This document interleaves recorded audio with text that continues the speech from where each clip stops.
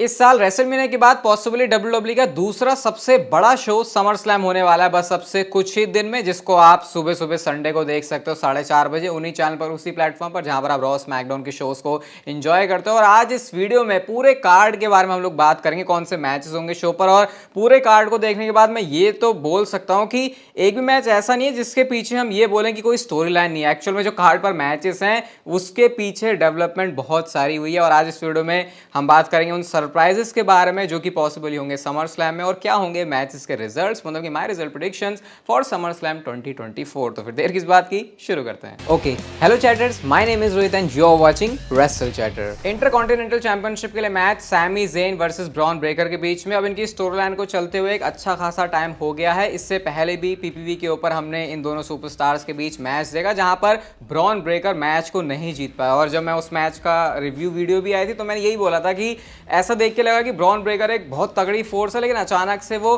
PPV के अंदर फीका पड़ गया है। और अब जब दोबारा से समर स्लैम में एक सिंगल्स मैच डब्ल्यूडब्ल्यूई ने इंटरकॉन्टिनेंटल चैंपियनशिप के लिए बुक किया है, तो कंसीडर करते हुए कि जिस तरीके से डब्ल्यूडब्ल्यूई ने ब्रॉन ब्रेकर को बुक किया है, मुझे कहीं से भी नहीं लगता कि दूसरी बार अब वो सैमी ज़ेन के सामने जा रहे हैं तो डब्ल्यूडब्ल्यूई इस बार ऐसा कुछ करने वाली है। इवन मैं यही बोलूंगा कि ब्रॉन ब्रेकर लॉस अफोर्ड कर ही नहीं सकते। तो इसकी प्रिडिक्शन भले ही टाइटल चेंज है, लेकिन मुझे काफी ऑब्वियस लगती है। एक ही चीज होनी चाहिए इस मैच में, वो है ब्रॉन ब्रेकर बने नए इंटरकॉन्टिनेंटल चैंपियन। अब इसमें ऐसा कुछ नहीं है कि सैमी ज़ेन के किससे टाइटल चला जाएगा फिर सैमी ज़ेन अच्छा काम नहीं करे, लेकिन इस पॉइंट पर ऐसा लग रहा है कि ब्रॉन ब्रेकर को वो चैंपियनशिप जीतनी चाहिए, वरना उनका जो सारा मोमेंटम है जो कि वो एनएक्सटी से मेन रोस्टर पर लेके आए थे, वो सारा कहीं ना कहीं खराब हो सकता है। Next match Liv Morgan versus रिया रिप्ली के बीच में विमेंस वर्ल्ड चैंपियनशिप के लिए, और रिया रिप्ली की इंजरी होना सबसे बेस्ट बात साबित हुई लिव मॉर्गन के लिए, क्योंकि जितने टाइम पर रिया रिप्ली नहीं थी टेलीविजन पे, शाइन करने का मौका मिला लिव मॉर्गन को जब उनको स्पॉटलाइट में डाला गया,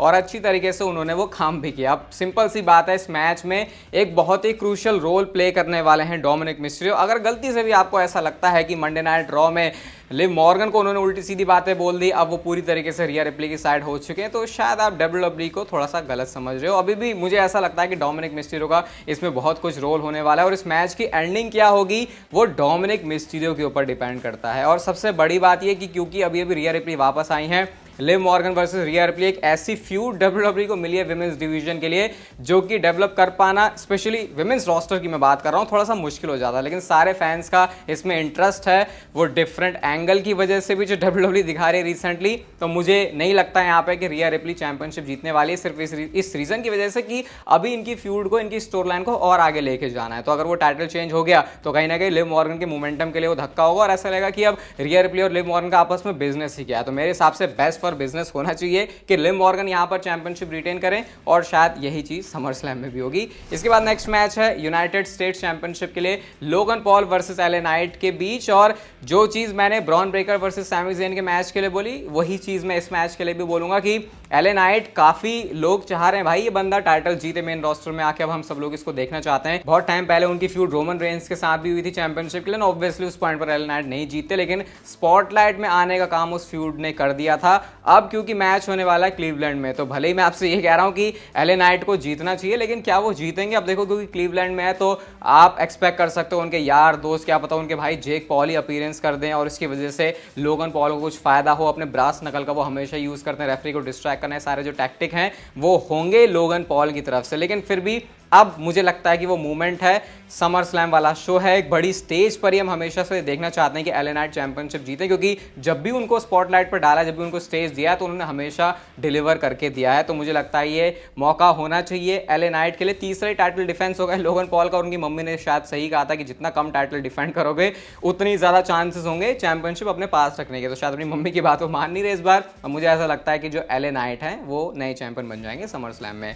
नेक्स्ट मैच बेली वर्सेस नाया जैक्स के बीच में, यहां पर भी चैंपियनशिप ऑन द लाइन है, और अगर आप इस कार्ड पे देखो तो आपको लगेगा कि सबसे कम इंटरेस्ट जो है इसी मैच के लिए है, जो कि मैं अग्री भी करूंगा। लेकिन फिर भी अगर मैं स्टोरी लाइन देखूं तो ऐसा नहीं है कि आउट ऑफ नोवेयर कहीं से भी मैच बना दिया, इनकी पूरी कहानी चल रही है। और बेली का जिस तरीके से रेन रहा है इतने कुछ महीनों का, कुछ बहुत इंप्रेसिव नहीं है। बेली अपने स्टैंडर्ड पे मैं बोलूंगा डिलीवर उन्होंने नहीं किया, अब उसका रीजन हो सकता है उनको किस तरीके की बुकिंग मिली, कैसे अपोनेंट मिले, वो सारी अलग बातें हैं। बट अभी चांस बहुत अच्छा लग रहा है इस मैच में नाया जैक्स के चैंपियनशिप को जीतने का, क्योंकि इसके पीछे एक रीजन है, टिफनी स्ट्रैटन के पास वो ब्रीफ केस। अब मुझे नहीं लगता कि समर स्लैम में वो कैश इन करने वाले हैं, क्योंकि अभी उस ब्रीफकेस वाले गिमिक के साथ, उस miss money in the bank वाले गिमिक के साथ मुझे ऐसा लगता है कि टिफनी को अभी और ज्यादा स्टोरी लाइन में डब्ल्यूडब्ल्यूई फीचर करेगी। और अभी डब्ल्यूडब्ल्यूई के पास पूरा ज्यूस है उसमें कि वो उसको निचोड़े और फैंस को वो चीज डिलीवर करके दे। तो मेरे को लगता है कि नाया जैक्स चैंपियनशिप जीत जाएंगे एंड देन ये स्विच होगा प्रोग्राम आने वाले टाइम में। ऐसा बिल्कुल एकदम से नहीं, लेकिन नाया जैक्स और टिफनी के बीच में भी बहुत कुछ इंटरेस्टिंग चीजें होंगी।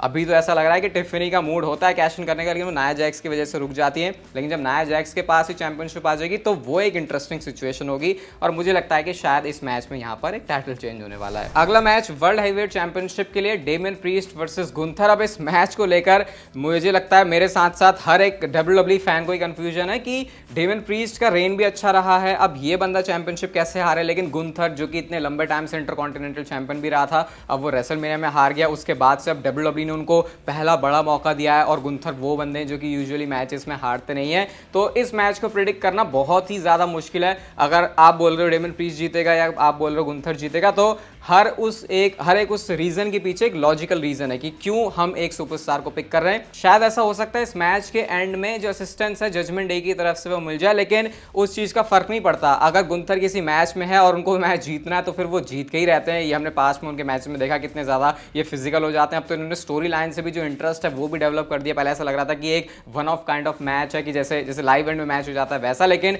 अब इसके पीछे उन्होंने अच्छी खासी स्टोरी लाइन भी दी है। तो देखो रिजल्ट पिक कर पाना काफी मुश्किल है, बट स्टिल मैं गुंथर के साथ ही जाऊंगा। हमेशा ये प्रेडिक्ट करना कि टाइटल चेंज होगा वो एक बोल्ड मूव रहता है और इस मैच पे तो वो और भी ज्यादा है क्योंकि डेमियन प्रीस्ट का काम अच्छा चल रहा है। तो इस मौके पर अगर वो चैंपियनशिप हार भी रहे तो एक नजरिए से वो भी गलत लगेगा, लेकिन फिर भी गुंथर को मैं हारते हुए नहीं देख सकता। हो सकता है मैं गलत भी, बट मेरे लिए गुंथर को हारते हुए देखना मुश्किल है। ऑब्वियसली मेरी प्रेडिक्शन है, हो सकता है मैं गलत भी हूं, लेकिन मुझे ऐसा लगता है कि समर स्लैम से गुंथर वॉकआउट करेंगे as your new world heavyweight champion. Next match CM Punk versus Drew McIntyre, जहां पर स्पेशल गेस्ट रेफरी होने वाले हैं सेथ रॉलिंस। और पूरे कार्ड के ऊपर ऑलमोस्ट सारे लोगों का सबसे ज्यादा पसंदीदा मैच यही वाला है। उसके पीछे रीजन मैं अपने आप को डेली वीडियोस में बता रहा हूं कि इन्होंने कितना स्टोरी लाइन में अच्छे से इन्वेस्ट किया हुआ है, अच्छे से फैंस इस पूरी स्टोरी लाइन को फॉलो कर रहे हैं। अब सबका इंटरेस्ट है कि अब फाइनली जब सीएम पंक और ड्रू मैकिंटायर का मैच इतने महीनों के बिल्ड के बाद होगा तो ये कैसे डिलीवर करेंगे। सीएम पंक की इन रिंग अपीयरेंस भी होने वाली, इन रिंग अपीयरेंस मतलब कि इन रिंग रिटर्न भी होने वाला। रिटर्न मतलब क्योंकि इतने टाइम से वो इंजरी से ही सफर कर रहे थे, एक ही मैच उन्होंने किया। अब मैच में पूरी कहानी मुझे ऐसी लगती है, अगर आप मेरे से पूछो ड्रू जीतेंगे या फिर सीएम पंक जीतेंगे, तो मेरा आंसर इसके ऊपर ये है कि इस मैच के एंड में ऐसा कुछ होगा कि सेटिस्फैक्टरी रिजल्ट हमको शायद ना फील हो। क्योंकि अगर ड्रू मैकिंटायर जीत रहे हैं तो वो सीएम पंक के लिए फ्रस्ट्रेटिंग है, अगर सीएम पंक जीत रहे हैं तो फिर वो ड्रू मैकिंटायर के लिए फ्रस्ट्रेटिंग है। और सही में इस मैच के रिजल्ट से ज्यादा फर्क पड़ता ही है क्योंकि सबको पता है स्टोरी आगे भी कंटिन्यू होने वाली है। जैसे सीएम पंक ने बोला कि वो डन है समर स्लैम के बाद ड्रू मैकिंटायर से, ऐसा मुझे नहीं लगता। और इतनी भसड़बाजी कम थी जो इसमें इन्होंने सेथ रॉलिंस को भी डाल दिया। अब वहां पर सिर्फ ताली बजाने के लिए तो या फिर 1 2 3 काउंट करने के लिए तो सेथ रॉलिंस आया नहीं। अगर आपको ऐसा लग रहा है भाई तो फिर शायद आपको 2-3 महीने हुए हैं डब्ल्यूडब्ल्यूई देखते हुए, क्योंकि स्पेशल गेस्ट रेफरी अगर कोई होता है तो फिर उसको किसी एक रोल के लिए डाला जाता है। तो जिस साइड सेथ रॉलिंस झुकेंगे ऐसा हो सकता है कि उसके फेवर में वो मैच जाए। फिर एंड में ऐसा भी हो सकता है कि सेथ रॉलिंस बोले भाई क्या कर रहे हो तुम, वही कुछ ऐसा घपला करते हैं कि हमको कुछ ऐसा समझ में ना आए कि मैच के एंड में हुआ कैसे। नो कॉन्टेस्ट वाली चीज भी इस आइडिया के साथ भी डब्ल्यूडब्ल्यूई जा सकती है।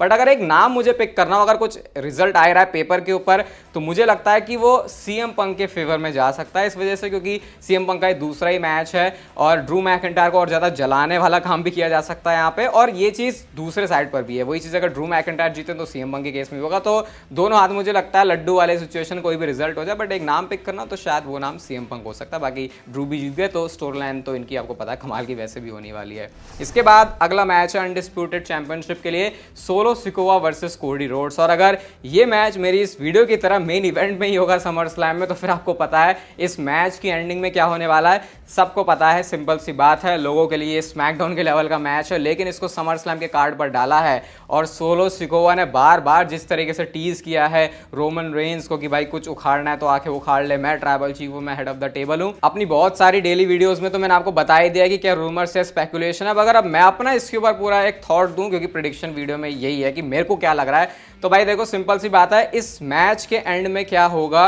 वो डिसाइड कर देगा कि ट्रिपल एच क्रिएटिवली चीजों को कैसे देखते हैं। क्योंकि ये वो बिल्कुल परफेक्ट जगह है जहां पर डब्ल्यूडब्ल्यूई सपने में सोच सकती है कि एक ड्रीम सिनेरियो की कैसे रोमन रेंस को वापस लेके आए। इस वजह से क्योंकि ये वो एक परफेक्ट टाइम भी है समर स्लैम को देखते हुए, यहां से रेसलमेनिया के लिए पूरा बिल्ड शुरू हो सकता है। नेक्स्ट आने वाले बड़े बड़े शोज हैं और सोलो सिकोवा और कोडी रोड जैसा मैच अगर समर स्लैम में जा रहा है तो वो सिर्फ इसलिए नहीं होगा कि बस इन दोनों के मैच के लिए लोग एक्साइटेड हैं। सबको समझ में आ रहा है कि इस मैच से WWE किस एक बड़ी चीज की तरफ सेटअप कर रही है, जो कि है रोमन रेंज का रिटर्न। ऑब्वियसली कोडी रोड्स यहां पर चैंपियनशिप को रिटेन कर लेंगे। मुझे कहीं से भी नहीं लगता कि सोलो सिकोवा चैंपियनशिप को जीतेंगे, बट पॉसिबिलिटी कुछ भी है इस मैच में अनएक्सपेक्टेड करने की। लेकिन फिर भी एक अगर सिंपल सा लॉजिक लेके चले तो कोडी रोड्स इस तरीके से तो चैंपियनशिप हारेंगे नहीं, कोडी रोड्स की चैंपियनशिप रिटेन हो जाएगी और यहां पे रिटर्न होगा जिसको कहा जा रहा है रिटर्न ऑफ द सेंचुरी, या फिर वो सिनेमा मूवमेंट, जो भी आपको इसको बोलना हो। रोमन रेंज आएंगे वापस और वो बुरी तरीके से तोड़ेंगे सोलो सिकोवा को, एटलीस्ट जैसा भी स्टोरी में देख के चल रहा है, क्योंकि उन्होंने सीधा सीधा रोमन रेंज के अगेंस्ट में जाने वाली बातें ही सोलो सिकोवा ने बोली हैं अपने जो ब्लड लाइन के प्रोमोस है उसके अंदर। बाकी ब्लड लाइन के अदर मेंबर्स जैसे कि जे ओसो, जिमी ओसो, इनको भी आप एक्सपेक्ट कर सकते हो। ये वीडियो मैं स्मैकडाउन से पहले रिकॉर्ड कर रहा हूं, तो क्या पता कुछ तब तक और भी चीजें चेंज हो जाए, क्या पता कोई ब्लड लाइन के मेंबर पहले इंट्रोड्यूस हो जाए। बट यस, समर स्लैम के नाम से, 2024 के नाम से अगर कोई एक चीज याद रखी जानी चाहिए समर स्लैम के खत्म होने के बाद, तो वो है शायद रोमन रेंज का रिटर्न। मुझे नहीं लगता कि WWE को ये वाली चीज जो है वो मिस करनी चाहिए। बाकी आप लोग अपनी प्रेडिक्शन बताना। आज चैनल पर सुबह भी वीडियो आई है तो उसको भी जाके आप लोग देख सकते हो। ये वीडियो अच्छी लगी तो उसे लाइक जरूर कर देना, चैनल को सब्सक्राइब कर दो ऐसी और मस्त वीडियोस के लिए, और तब तक लेते रहो जिंदगी के मजे।